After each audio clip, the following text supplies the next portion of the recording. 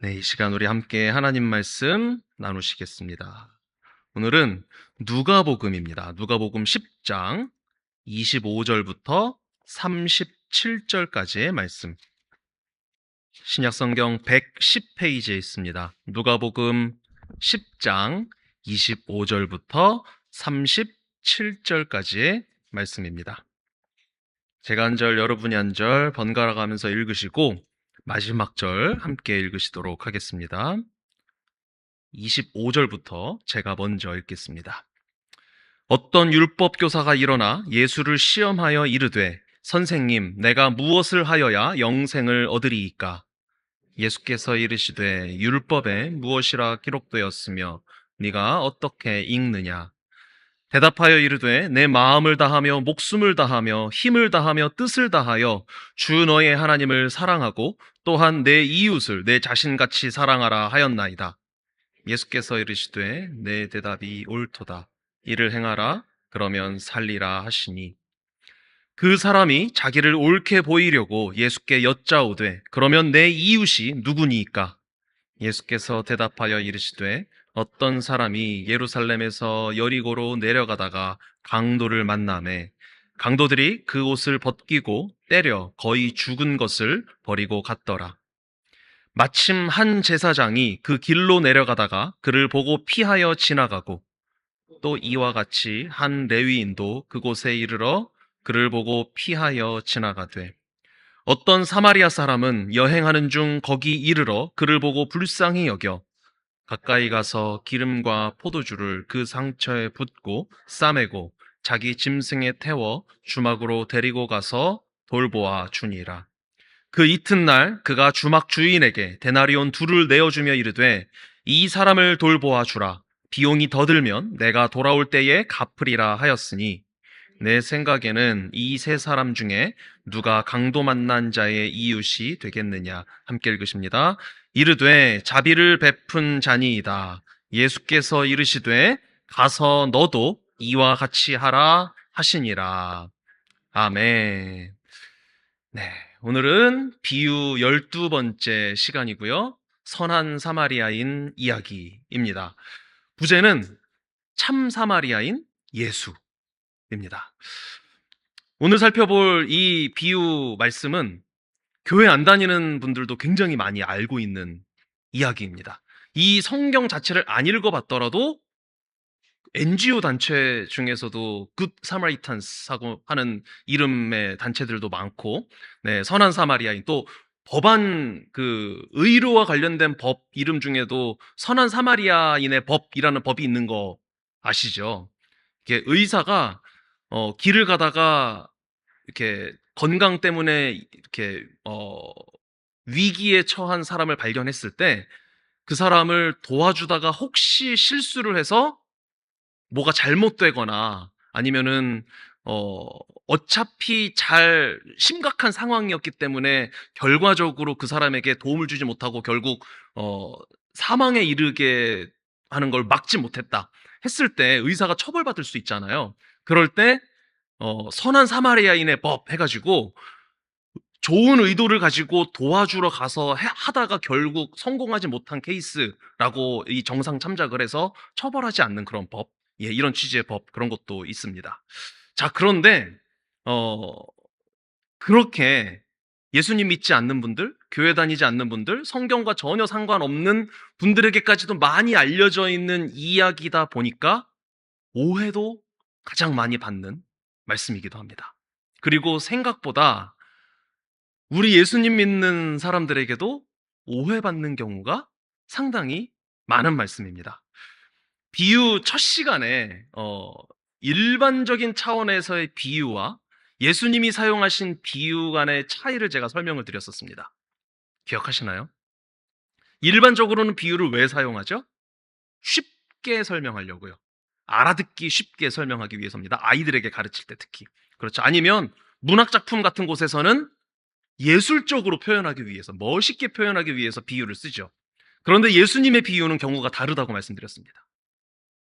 귀 있는 자는 들을지어다 하면서 성령 받은 사람에게는 이 진리가 더 잘 깨달아지도록 하기 위해서 예수님이 비유를 사용하시지만 성령 못 받은 사람들, 선택받지 못한 자들, 그리고 구원받지 못한 사람들에게는 예수님의 비유 말씀을 들었을 때 진리로부터 더 멀어지게 됩니다. 하나님의 뜻으로부터 멀어지게 하기 위한 게 예수님의 비유의 말씀입니다. 이 세상 모든 사람들이 100%다 하나님의 말씀을 쉽게 알아듣고 이해하도록 만들기 위해서 비유 말씀을 하신 게 아니라는 의미입니다. 그러니까 비유 말씀을 읽으실 때 그냥 이거는 쉽게 풀어서 설명하시는 거구나라고 단순하게 생각하면서 읽다 보면은 오해를 할 수가 있고요. 그 오해는 단순히 실수가 아니라 구원으로부터 멀어지는 방향일 수도 있다라는 두려움을 가지고 비유 말씀을 읽으셔야 됩니다. 그러니까 진짜 예수님의 의도가 뭐였을까? 진짜 하나님의 뜻이 뭐였을까? 그거를 한번 기도하면서 잘 살펴봐야 한다는 것이죠. 들을 귀 있는 자들은 잘 알아듣게 하기 위한 말씀, 그리고 들을 귀 없는 자들은 인간의 지혜로만 막 굴리다가 오해하게 만드는 말씀이 예수님 비유의 말씀입니다. 자, 오늘 이 선한 사마리아인 비유 말씀이 제가 개인적으로 봤을 때는 그것을 가장 극명하게 갈라줄 수도 있다라는 그런 말씀이기도 합니다. 보통 이 말씀을 우리가 읽으면 본능적으로 결심합니다. 어떻게 결심하냐면 나도 저 사마리아인처럼 이와 같이 하라라고 말씀하셨으니까 강도 만난 자가 있는지 한번 찾아봐야 되겠다. 그런 강도 만난 이웃이 있으면 가서 내가 도와줘야 되겠다. 이런 결심을 하게 됩니다. 그런데 여러분 냉정하게 한번 생각해 보십시오. 이 결심을 하는데 성령님이 필요합니까? 하나님의 말씀을 하나님의 뜻대로 이해하기 위해서는 성령님이 반드시 있으셔야 되잖아요. 그렇죠? 성령이 있으면 성령님을 통하여 하나님의 뜻을 깨닫는 거고 성령님이 없으면 오해할 수 있는 겁니다. 그런데 제가 지금 말씀드린 이런 결심을 하게 되는 게 성령님이 있어야만 가능한 결심입니까? 아니라고 말할 수 있죠. 왜냐하면 세상 모든 사람들이 이 말씀을 그냥 딱 들으면 그렇지. 선한 사마리아인처럼 누군가를 도와야 되겠구나. 그래서 그 수많은 NGO 단체들이 생겨난 거잖아요. 그렇죠? 이 결심을 하는 게 잘못됐다는 것을 말씀드리는 것이 아닙니다. 성령 받은 자들은 그 결심을 하더라도 내가 왜 그 결심의 자리에까지 나아가는지 정신을 똑바로 차리고 하나님의 진짜 의도와 하나님의 진짜 뜻을 파악할 줄 알아야 된다라는 의미입니다. 이 비유는 단순히 어려운 이웃을 도우라라고 하는 도덕적인 결심을 하라고 주신 말씀이 아닙니다. 그 수준을 훨씬 뛰어넘는 더 깊은 영적인 의미, 구속사적인 의미가 담겨있는 예수님의 비유 말씀이고요. 혹시 기억하십니까? 작년 3월에 딱 이 본문을 가지고 말씀을 전했었어요, 제가. 이 주제를 가지고요. 그때 어떤 컨텍스트였냐면 10계명 시리즈를 하던 중에 1계명부터 4계명까지 마치고 나서 5계명을 시작하기 전에 이 본문으로 이 말씀을 전하고 그 다음 주부터 5계명을 다시 시작했습니다. 왜 그러냐면 아시죠? 10계명, 1계명부터 4계명까지를 요약하면 오늘 본문에도 나왔죠. 율법교사가 요약한 것처럼 하나님 사랑입니다. 그렇죠? 그러면 5계명부터 10계명까지는 율법교사가 요약했듯이 예수님도 인정하셨습니다. 뭐죠? 이웃사랑입니다. 자, 오늘 율법교사가 했던 질문, 내 이웃이 누구니까? 그 이웃을 사랑하라. 이웃사랑. 이웃사랑의 참된 의미를 알기 위해서 이 본문을 짚고 넘어갔었는데 기억 혹시 하신다면 복습하시면 좋겠고요. 기억을 못 하시거나 그 자리에 없으셨더라도 오늘 더 깊이 한번 살펴보니까 한번 같이 살펴보면 좋겠습니다. 자, 율법교사가 예수님께 질문을 던집니다. 내가 무엇을 하여야 영생을 얻으리이까? 자, 본문에서 말씀하는 대로 율법교사의 의도는 예수님을 시험하는 것이었습니다. 그렇죠? 그런데 이 시험은요, 엄밀히 따지면 테스트가 아닙니다. temptation, tempt라는 영어 단어의 시험입니다. 사실 여기에 사용된 헬라어 단어는 테스트도 되고 tempt도 돼요. 더 정확하게 우리말로 표현하면 유혹이라고도 말할 수 있는데요. 대부분의 영어 성경에는 사실 그런데 테스트라고 번역이 되어 있는데 킹 제임스 성경 영어 버전에 보면은 이거를 tempt라고 번역하고 있어요. 무슨 차이가 있냐면요. 율법 교사는 지금 예수님이 이것을 아시나 모르시나 궁금해서 테스트를 해보는 차원이 아니고요. 유혹이라고 하면 뭘까요? tempt라고 하면 뭐냐면 자신은 이미 답을 정해놓은 겁니다. 그리고 그 답을 향해서 상대방을 유도해 나아가는 거예요. 예수님으로 하여금 지금 이 율법 교사는 너 잘하고 있어. 너 영생 이미 얻었어. 혹은 너는 영생 얻을 자격이 충분해라는 대답을 듣고 싶어서 답정너라고 하죠. 요즘 말로 답을 정해놓고 예수님한테 예수님, 제가 어떻게 하면 영생을 받을 수 있을까요? 라고 물어보는 거예요. 그래서 무슨 대답을 받고 싶은 거냐면 너 영생 받았잖아. 혹은 너 영생 받을 자격이 충분해. 라는 대답을 듣고 싶은 겁니다. 그래서 자, 예수님이 여기에 대해서 이제 뭐라고 대답하시죠? 대답을 바로 안 하시고 질문을 하나 더 하십니다. 제가 어떻게 영생을 얻을 수 있을까요? 하니까 율법에 뭐라고 써 있니? 라고 물어보십니다. 그리고 여기에서 이제 이 사람의 의도가 딱 드러나죠. 자기를 옳게 보이기 위해서 뭐라고 대답하냐면 하나님 사랑, 이웃 사랑. 십계명을 아주 기가 막히게 잘 요약해서 실력 있는 율법 교사입니다. 기가 막히게 탁 요약해서 예수님께 말씀드립니다. 그랬더니 예수님께서 맞다라고 인정을 해주시죠. 자, 그런데 그랬을 때 이 29절에서 이 사람이 또 물어보는 거죠. 그러면 내 이웃이 누굽니까? 자기를 옳게 보이려고요. 이 의도가 혹시 보이시나요? 왜 이 율법 교사가 하나님 사랑, 이웃 사랑이라는 이 대답에 대해서 내 이웃이 누굽니까? 라고 예수님께 또 물어볼까요? 자세가 이겁니다. 내 이웃이 누구죠? 누군지 말씀만 해주시면 내가 확 가서 사랑해볼란게. 네. 아따마, 고마 쉐리, 사랑해볼까? 이렇게 되는 겁니다, 지금. 이 율법 교사의 자세가 이거예요. 그래서 말만 하면 내가 가서 사랑해서 그 영생을 내가 얻어내거나 혹은 이미 내가 영생 얻은 자라는 사실을 증명하고 싶은 겁니다. 자기가 옳다는 것을 지금 드러내고 싶은 거죠. 그런데요, 여기 이것보다 더 음흉한 속내가 지금 이 속에 들어 있습니다. 그리고 그것은 어쩌면 저와 여러분도 똑같이 가지고 있는 죄성에 의한 것일 수 있는데요. 아마 거의 확실합니다. 그게 뭐냐면요. 이 율법 교사는 지금 자신이 사랑해야 할 이웃의 범주를 정하고 싶습니다. 이웃 사랑이라고 하면은 어떻게 문자적으로 해석하면 어떻게 해야 됩니까? 내 주변에 있는 모든 사람들을 다 사랑해야 되잖아요. 그렇죠. 차별 없이. 그 인간이 착한 인간이든 나쁜 인간이든 나에게 잘하든 못하든 다 사랑해야 되는데 이 사람은 지금 그러고 싶지가 않은 거예요. 자기 기준을 세워놓고 예수님이 주시는 기준이 있다면 그 틀 안에 딱 넣어서 너는 내 이웃이야. 그러므로 너는 내 사랑받을 자격이 있어. 너는 내 이웃이 아니야. 그러므로 나는 너 사랑하지 않아도 돼. 자기 의의를 가지고 자기가 판단해서 사랑할 대상까지 누가 내 사랑받을 자격이 있나 한번 모아보자. 이 음흉한 속내를 지금 가지고 있는 겁니다. 우리 같지 않으신가요? 이웃사랑 하면은 해야죠. 그런데 누가 내 이웃인지 따지고 있잖아요. 저와 여러분. 내 사랑받을 자격이 있어, 없어 따지잖아요. 자, 이런 우리에게, 이런 율법교사에게 지금 예수님이 선한 사마리아인 이야기를 해주시는 것입니다. 이 이야기의 시작, 본문 30절인데요. 30절 말씀 같이 한번 읽어보시겠습니다. 자, 30절입니다. 시작.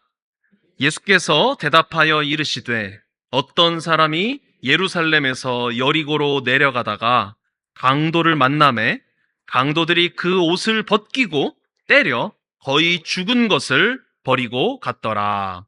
아멘. 자, 이 비유의 주인공은 사마리아인입니다. 그런데 사실 이야기의 포커스는 시작 부분에서 어디에 맞춰져 있습니까? 강도 만난 사람에게 맞춰져 있습니다. 거기에 지금 스포트라이트가 쫙 비춰지고 있죠. 자, 예루살렘에서 여리고로 내려가는 길에 강도를 만났고요. 옷을 빼앗겨서 벌거벗은 상태가 되었고 죽도록 맞았습니다. 그래서 어떤 상태가 됐나요? 거의 죽은 것, 거의 죽은 물건처럼 지금 된 거예요. 시체 상태가 된 겁니다. 무슨 말이냐면 죽지는 않았는데 겉보기에는 시체였다는 것입니다. 누가 봐도 시체 같았다는 것입니다. 표현하자면 숨만 할딱할딱거리는, 손가락 하나 까딱 움직이지 못하는 그러한 시체 상태. 자, 지나가는 사람에게 도움을 청할 수 있었을까요? 없었을까요? 없었습니다. 이 사람이 도움을 받을 수 있는 유일한 방법은 지나가던 사람이 와서 살았나 죽었나 확인해보고 살아있으면 살려주는, 도와주는, 이것밖에는 방법이 없는 거예요. 뭐 119를 부른다, 도와주세요라고 말한다, 뭐 바닥을 긁어서 내 표시를 한다, 아무것도 못하는 그런 상황입니다. 자, 이때 두 명의 사람들이 지나가죠. 제사장이 먼저 지나가고 레위인이 그 다음으로 지나가는데, 그런데 31절과 32절에서 딱 이렇게 표현을 하는데 한국말 성경으로 봐도 이 반응이 똑같다는 걸 알 수 있습니다. 그를 보고 피하여 지나가고, 그를 보고 피하여 지나가되, 아주 똑같은 표현을 합니다. 그런데 이거는요, 헬라어로 보면 그냥 피해간 정도가 아니라 길 반대쪽으로 피해서 돌아갔다가 됩니다. The other side of the road가 돼요. 그러니까 이쪽 길이 얼마나 넓었을지 모르겠습니다. 그런데 이쪽 편에 쓰러져 있었으면은 반대쪽으로 피해서 돌아갔다는 겁니다. 재밌는 표현이죠. 자, 여러분, 이 제사장과 레위인이 나쁜 사람, 매정한 사람, 비정한 사람, 피도 눈물도 없는 자비가 없는 사람이어서 이렇게 했다고 생각이 되십니까? 아닙니다. 수차례 말씀드렸죠? 당시 종교 지도자들은 모든 백성들의 존경을 한 몸에 받는 사람들이었습니다. 결과적으로 봤을 때 위선자인 것이지, 그들의 겉과 속이 달랐다라는 것은 예수님을 안 믿었다는 것 때문에 그렇다는 거지, 그들은 진심이었어요. 그들은 진심으로 이웃을 사랑하는 사람들이었고요. 그들은 진심으로 하나님을 사랑하는 사람들이었습니다. 그들은 자신들에게 주어진 모든 의무를 최선을 다해서 수행하는 사람들이었습니다. 헌금이면 헌금, 예배면 예배, 제사면 제사, 구제면 구제, 선교면 선교, 모든 면에서 다 완벽한 종교 생활을 하는 사람들이었습니다. 문제는 이 강도 만난 사람이 시체 상태였다는 게 문제였습니다. 이 사람들에게는 잘못이 없어요. 죄송하지만요. 만약에 추측하건대 이 강도 만난 사람이 제사장이나 레위인에게 도와주세요라고 한마디만 했더라면 제 생각엔 분명히 도와줬을 것 같아요. 네. 왜냐하면 자비심이 넘치는 사람이었거든요. 그런데 이 사람은 시체 상태였으니까 도와줄 근거가 없었던 겁니다. 이 당시에 예루살렘으로부터 여리고까지 가는 길은 하나였는데 이 길은 부자들이 자주 왔다 갔다 하는 길이었다고 합니다. 돈을 많이 가지고 있었겠죠. 그러다 보니 강도가 엄청 많았대요. 그래서 강도를 만나서, 지금도 그렇대요. 지금도 거기에 떼강도들이 많대요, 실제로. 그래서 그 길을 왔다 갔다 하는 사람들은 길에 널브러져 있는 시체를 보는 게 그리 드문 일이 아니었었다고 합니다. 그 시대부터, 지금은 그래도 좀 낫겠죠. 근데 그때는 오죽했겠습니까? 밤에 가로등이 있어요? 아니면 경찰이 있습니까? 군대가 있습니까? 아니면 변변치 않은 무기가 있었겠습니까? 그 시대에. 그러니까 이 제사장과 레위인들은 시체가 있으면 이 시체는 처음 본 시체가 아니었을 가능성이 커요. 지나다니는 사람들이 시체를 보면 아이고, 또 저 사람도 강도 만나서 변을 당했구나. 아이고, 나도 강도 만나기 전에 빨리 가야지. 이게 정상적인 반응이라는 것입니다. 여러분들, 이 사람들 오해하시면 안 돼요. 이 사람들 나중에 이미 지옥에 가 있을 가능성이 큰데, 네, 그래도 억울할 거예요. 아마 우리가 저 나쁜 놈들, 그 강도 만난 사람을 안 도와줬어. 물론 비유 말씀이니까 실제 이야기는 아니지만요. 그리고 제사장과 레위인이 그를 지나칠 수밖에 없었던 결정적인 이유가 또 있습니다. 이건 다 아시는 거죠? 율법에 따르면 시체는 만지면 안 됩니다. 이미 시체죠? 실질적으로도 도와줘봤자 소용이 없는 거고요. 율법적으로도 만지면 내가 부정해지기 때문에 근처에 안 가는 게 맞는 겁니다. 이 사람들은 최선을 다한 겁니다. 그런데 사실 이게 다 포인트가 아니에요. 레위인과 제사장에게 문제가 있었던 것은 확실한데요. 이 사람들에게 왜 문제가 있었냐면 안 도와줘서 문제가 있는 게 아니라 종교의 한계, 인간의 한계, 율법 자체에만 의존하는 것의 한계가 이 사람들에게서 드러났다는 게 문제였습니다. 구원자 없는 종교, 메시아 없는 말씀, 예수님 없는 형식, 이것은 아무런 영생과 상관없는, 생명과 관계없는 껍데기에 불과하다는 사실이 여기서 드러나는 것입니다. 구약, 신약, 모든 말씀, 성전, 교회, 예배, 헌금, 제도, 형식, 그 어떠한 것도 결론이 무엇이어야 합니까? 예수 그리스도이셔야 합니다. 우리가 아무리 헌금을 많이 하고, 우리가 아무리 헌신을 많이 하고, 우리가 아무리 예배를 열심히 드려도 그 중심에 예수님이 없으면, 그 결론이 예수님으로 지어지지 않으면 다 쓰레기인 것입니다. 이들의 종교 생활이 그랬거든요. 그들이 그렇게 율법을 지켰는데 왜 지킵니까? 그들이 그렇게 종교 생활을 열심히 했는데 왜 열심히 합니까? 열심 자체가 문제인 것이 아니라 그 중심이신 메시아 예수 그리스도를 몰라봤기 때문에 그게 문제였던 것이죠. 예수님 없는 종교, 이것은요, 타 종교는 물론이고 우리 기독교라고 할지라도, 교회라고 할지라도 예수님이 없으면 그냥 멸망인 것입니다. 아무 생명이 없는 것입니다. 여러분이 아무리 평생 동안 열심히 하셔도 그 중심에 예수님이 안 계시면 구원과 아무런 상관이 없다는 사실을 꼭 기억하시기를 간절히 부탁드립니다. 여러분들 요즘 유튜브를 보면은 수많은 유창한 말씀들, 성경 해석들이 있고요. 아주 그럴듯해 보이고 박학다식해 보이는 신학적인 이론들이 막 난무합니다. 그런 거를 혹시 들으신다면, 안 들으시기를 권하지만 혹시 들으신다면 꼭 판단하십시오. 그 중심이 예수 그리스도이신가? 결론이 예수님으로 나는가 안 나는가? 아무리 내 마음을 편안하게 해줘도, 아무리 나에게 위로를 줘도 거기에 예수님이 없으면 그거는 다 말짱 꽝입니다. 언젠가는 실체가 드러나게 되어 있고요. 그 실체가 드러날 때 내가 받았던 거짓 은혜의 실체도 아마 드러날 수밖에 없을 것입니다. 무조건 예수님만 찾으시기를 간절히 부탁드립니다. 자, 이제 드디어 세 번째 사람이 등장하죠. 33절 말씀입니다. 자, 33절 함께 읽으십니다. 시작. 어떤 사마리아 사람은 여행하는 중 거기 이르러 그를 보고 불쌍히 여겨. 아멘. 자, 당시 유대인들에게 사마리아 사람은 개만도 못한 존재였습니다. 이게 한국식 표현이 아니라 그들도 그렇게 말했습니다. 개 같은 사람, 개만도 못한 사람이라고요. 상종하지 말아야 할 더러운 족속이었죠. 율법 교사가 이 비유를 들을 때, 이 비유 말씀을 들을 때 사마리아 사람이 주인공으로 등장하는 것 자체가 아마 굉장히 불편했을 거예요. 네, 그 이스라엘의 역사에 대해서는 나중에 기회가 될 때 또 설명을 해드리도록 하겠습니다. 그런데 자신이 개만도 못하다라고 판단하고 있는 사마리아 사람이 강도 만난 사람의 유일한 구원자라는 사실이 이 이야기 속에서, 예수님의 말씀 속에서 드러나죠. 시체에게 다가가서 상처를 치료해 줍니다. 주막으로 데리고 가서 돌봐줍니다. 주막 주인에게 비용을 주고 심지어 돌아오는 길에 더 줄 테니까 혹시 모자라면 말해라. 무슨 말이냐면 끝까지 내가 책임지겠다는 것입니다. 네.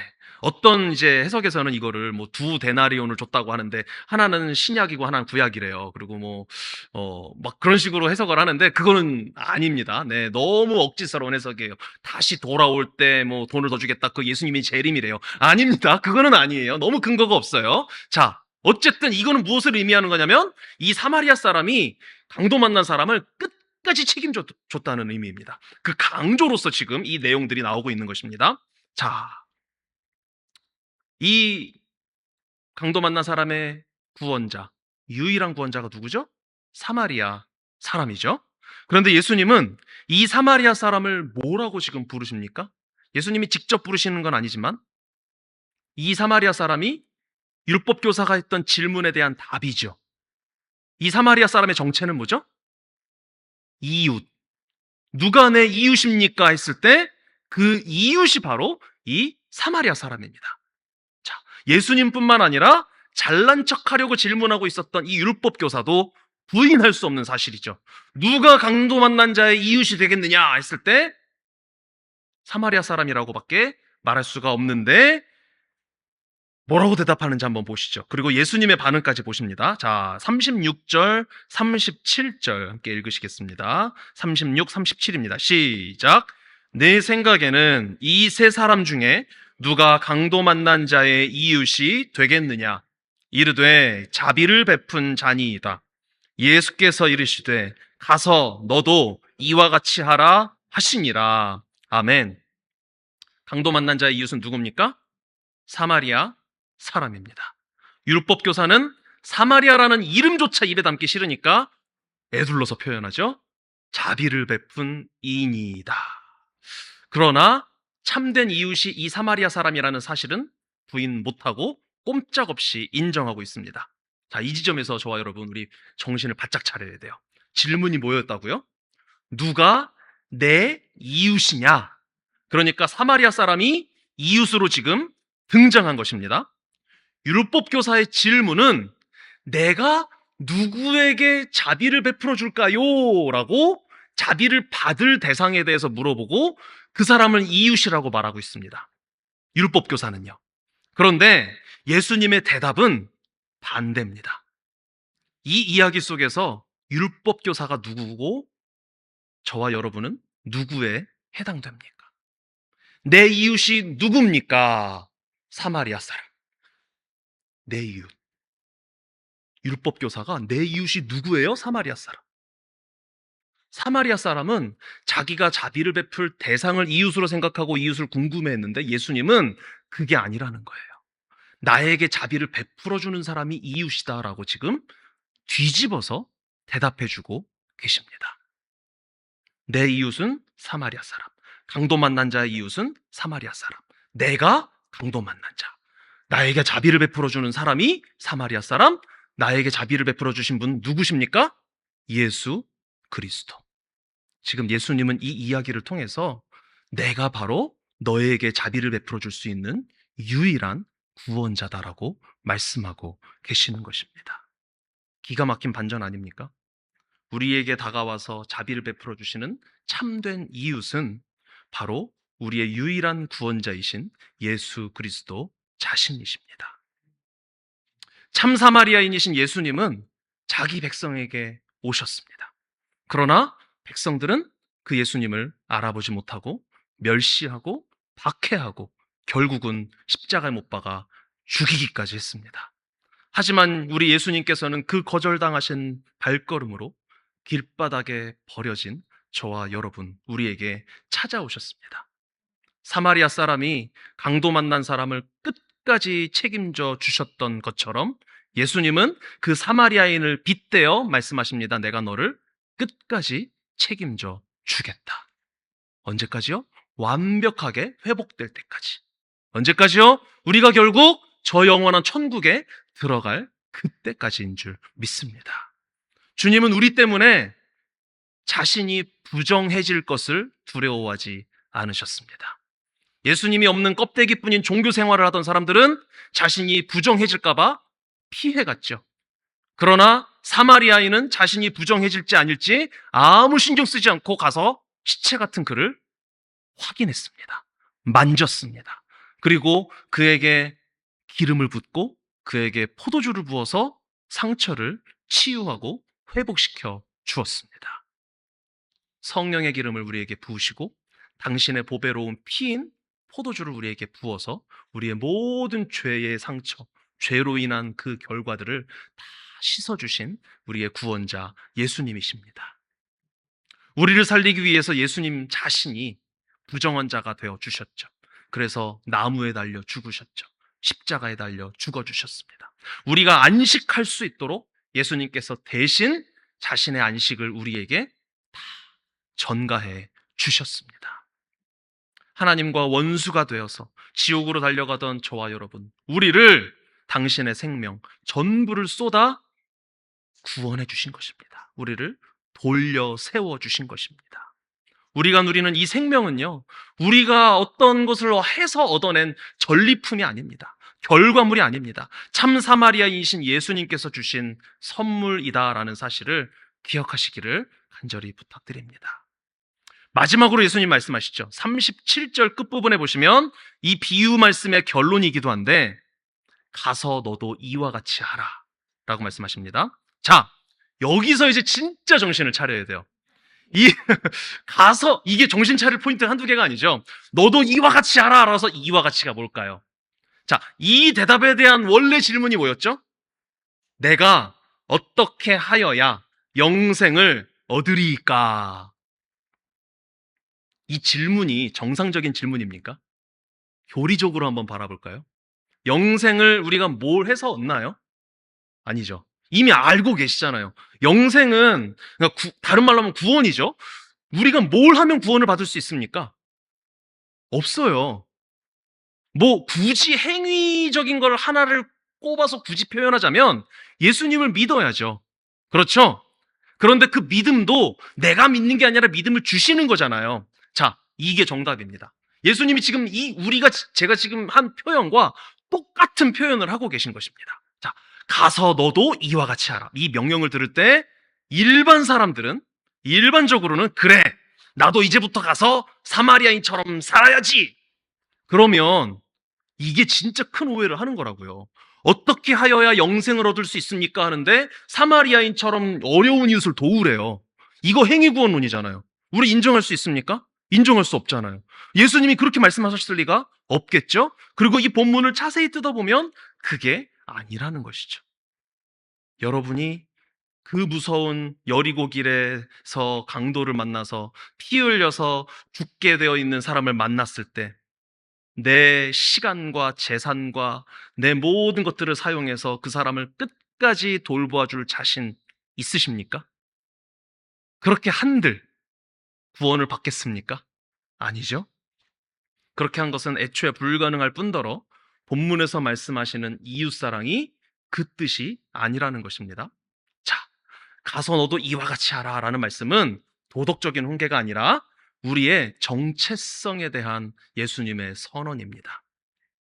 이와 같이 하라는 사마리아 사람처럼 해라가 아니라 너는 강도 만난 사람이야 라고 예수님이 알려주시는 것입니다.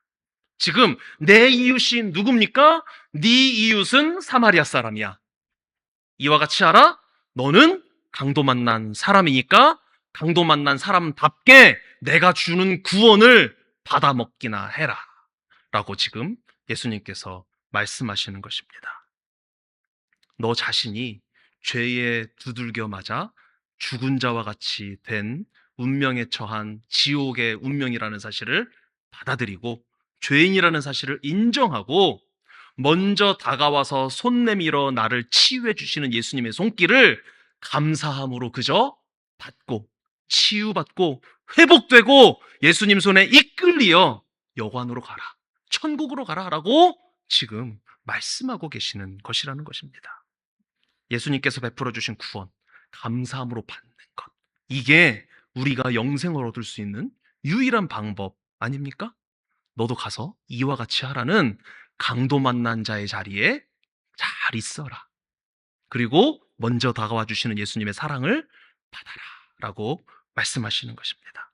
평생 동안 저와 여러분, 우리의 참된 이웃 되신 우리 예수님을 마음껏 사랑할 수 있게 되기를 예수님의 이름으로 축복합니다. 말씀 맺겠습니다. 우리는 모두 여리고 길 한복판에 피를 흘리면서 쓰러져 있던, 그리고 지금도 그렇습니다. 예수님 믿고 있는데, 예수님 믿으면서 신앙생활을 하는데 항상 우리가 예루살렘으로 올라갑니까? 항상 신앙생활에 오르막길만 있습니까? 아닐 때가 더 많죠. 삶의 현실 속에서는 자꾸만 여리고로 내려갑니다. 자꾸 세상적인 생각들로 가득 차게 되고 세상 걱정이 나를 누르게 됩니다. 그럴 때마다 우리는 강도를 만나서 죽게 된 상태가 되는 것입니다. 그러나 예수님께서는 그럴 때마다 너 또 이러니 또 이러니가 아니라 그저 또 묵묵히 와서 우리를 일으켜 주십니다. 우리에게 또 십자가 보혈을 부어 주십니다. 우리에게 또 예수님의 그 십자가 사랑을 한량없이 부어 주십니다. 제사장도 레위인도 그 어떠한 종교적인 열심도 우리를 일으켜 주지 못합니다. 오직 예수님의 십자가 사랑만이 저와 여러분을 다시금 회복시켜 주시고 다시 일어날 힘을 주시는 것인 줄 믿습니다. 죽음의 현장인 우리 삶에 먼저 찾아오신 분은 우리가 죄를 지으면서 그렇게 멸시하는 참 사마리아인 예수 그리스도이십니다. 기억하십시오. 죄를 짓는 모든 순간마다 우리는 예수님을 사마리아인 취급하는 거예요. 예수님을 무시하는 겁니다. 예수님을 밟아버리는 겁니다. 예수님을 십자가에 못 박는 것입니다. 그럼에도 불구하고 예수님은 아랑곳하지 않고 나에게 다가와서 나에게 손을 다시 내밀어 주십니다. 내가 흘리게 한 그 피를 나에게 부어서 나를 치유해 주십니다. 우리의 더러운 죄를 씻고 상처를 씻어주기 위해서 우리를 대신하여 십자가라는 그 무거운 저주의 짐을 짊어지고 당신의 보배로운 피를 지금도 저와 여러분에게 쏟아주고 계십니다. 그리고 성령의 기름을 지금도 끊임없이 우리에게 부어주고 계시는 줄 믿습니다. 가서 너도 이와 같이 하라 라고 하신 이 예수님의 말씀은 결국 이거죠. 네가 강도 만난 사람이라는 사실을 인정해라. 그리고 먼저 찾아오신 예수님의 손길을 감사함으로 받아라. 참된 이웃, 예수님의 그 자비를 받은 자만이 비로소 주변의 이웃들을 향해서 나아갈 수 있는 것 아니겠습니까? 내 열심으로 나아가봤자 조금 지금 당장 끼니를 해결해 줄 수는 있겠죠. 특정 사람들에게. 그러나 한계가 있고요. 다시 배고프게 되어 있습니다. 그러나 내가 받은 예수님의 사랑을 전한다면 영원히 목마르지 아니하는 마음속에서부터 솟아나는 샘물, 영혼의 샘물을 공급해 줄 수 있는 참된 구원의 통로가 될 수 있는 것이 저와 여러분의 삶 아니겠습니까? 이웃사랑의 의미가 바로 이것입니다. 단순히 구제하는 것이 아닙니다. 우리식으로 표현하면 예수님을 내가 먼저 발견하는 것입니다. 그리고 내가 발견한 예수님을 전하는 것입니다.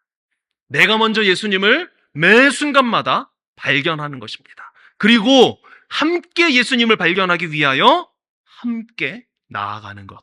그것이 바로 진짜 예수님을 발견하는 것. 이웃사랑입니다. 예배 때마다 매 순간마다 내가 죄인이라는 사실을 깨닫고 내 죄를 십자가에서 죽고 부활하심으로 다 용서해 주신 예수님, 구원자 예수님을 의지하여 회개하고 감사하면서 살아가는 것. 그 예수님이 구원자이시라는 사실을 직간접적으로 선포하고 증명하면서 살아가는 것. 다운스뷰 시그널로 살아가는 것. 그게 이웃사랑입니다. 이 이웃사랑이 5계명부터 10계명까지 10계명의 뒷부분 주제라고 작년 3월에 한참 전이죠. 그때 전했었습니다. 우리의 참된 이웃이신 우리 예수님을 날마다 마음껏 사랑해서 이웃사랑을 실천하는 저와 여러분들이 되시기를 예수님의 이름으로 축복합니다.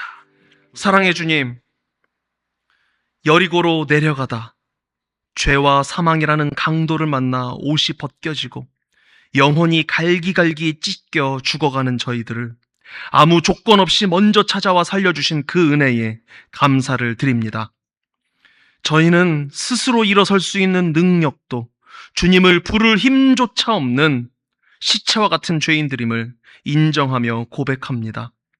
너도 이와 같이 하라 라는 주님의 명령을 오해하여 내가 내 이웃이 누구인지 교만하게 판단하고 그들에게만 보잘것없는 자비를 베풀며 이웃사랑을 실천했노라고 교만했던 것 용서하여 주시옵소서. 인간적으로 이웃사랑을 해석하고 실천하면서 알량한 자존심 내세우고 생색내는 저희들의 연약함 주님 불쌍히 여겨 주시옵소서. 오늘 말씀 앞에서 강도 만난 자의 자리가 저희들의 자리임을 깊이 깨닫게 해주시고 주님의 구원만을 간절히 원하며 그 은혜를 넙죽 받아 감사하여 참된 이웃사랑을 실천하는 은혜의 자녀들 되게 하여 주시옵소서. 우리를 살리기 위해 십자가에서 모든 피를 쏟으시고 우리 인생의 모든 비용을 대신 지불하신 참 사마리아인이신 예수 그리스도, 그분을 발견하고 그분을 사랑하는 것이 우리 인생의 유일한 목적이 되게 하여 주시옵소서. 그 사랑에 깊이 잠겨 살아갈 때 주님이 우리를 통해 또 다른 강도 만난 영혼들을 위로하실 줄 믿습니다. 그렇게 참 이웃이신 예수님의 사랑을 받아 이웃사랑을 실천하고 그 이웃을 우리 육신의 이웃에게 전하는 진짜 이웃사랑을 이어가는 저희들 되게 하여 주시옵소서. 나의 참 이웃이 되어주신 우리 주 예수 그리스도의 이름으로 기도드립니다. 아멘. 여호와는 내게 복을 주시고 너를 지키시기를 원하며 여호와는 그의 얼굴을 내게 비추사 은혜 베푸시기를 원하며 여호와는 그 얼굴을 내게로 향하여 드사 평강 주시기를 원하노라. 우리 주 예수 그리스도의 은혜와 아버지 하나님의 놀라우신 사랑과 보혜사 성령님의 인도하심이 내가 내 힘으로 선한 사람이 되어 내가 판단하는 내 이웃에게 긍휼을 베풀어 보겠다는 오만을 내려놓고 죽어있는 나를 살려주신 참 이웃 예수 그리스도의 구원을 감사함으로 받아 누림으로 진짜 이웃사랑을 실천하기로 다짐하는 모든 하나님의 자녀들 예배자들 머리 위에 그들의 가정과 직장, 사업장, 학업 위에 우리 조국 대한민국과 삶의 터전 캐나다 위에 주님의 몸 되신 다운스비교회 위에 지금부터 영원토록 함께 있을지어다.